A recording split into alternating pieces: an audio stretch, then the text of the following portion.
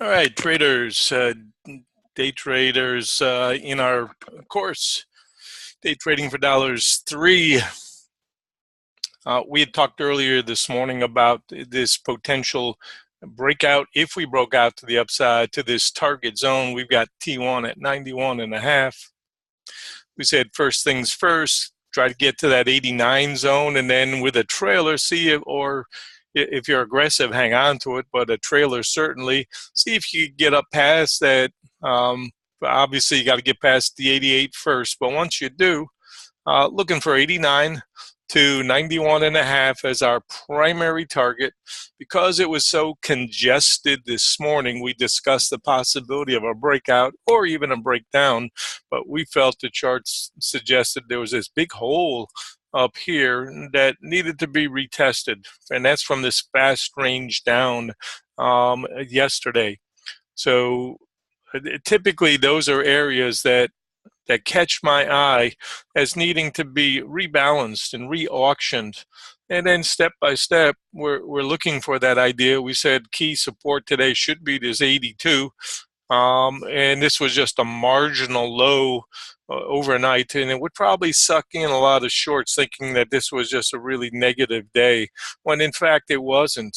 And we felt because the range was so tight during the morning that would probably get a range expansion during lunch. So that trade is played out in spades, and I really like the way the market just surprised everybody, not everybody, but a lot of traders who just said, okay, today's going to be just one of those days where we don't go anyplace. And this formation is one that I really like. And I think I saw this one coming, as you know, because we talked about this in the room. So the bottom line on this trade is that we have a flat top, 1, 2, 3, third time through, which at the time when we called this, we were back in here, and I said, look, obviously this is going to be a key zone, this 84.5 area. And if the longs can continue to defend this range and we break out, then this becomes our target. So you never know until hindsight, but you need a plan. And the plan we had today was see if we couldn't bounce back up in here. And I said that earlier. I thought the 82 was pretty dicey in the morning, but I said it looks like it's trying to hold, and it's going to take time to really have this play out. And then all of a sudden, we see it start to play out in spades, not only on our 5-minute chart, right? That's really held the rain line. Now it's started to accelerate into that range we talked about. But also the key chart for us today, a reminder, was the 30-minute Globex chart. Okay, and that chart was a real winner today to help give us some kind of a guidance that perhaps the market would come up to the upside, because the rain line was holding. We said it wasn't negative as long as this rain line is holding and not able to break down.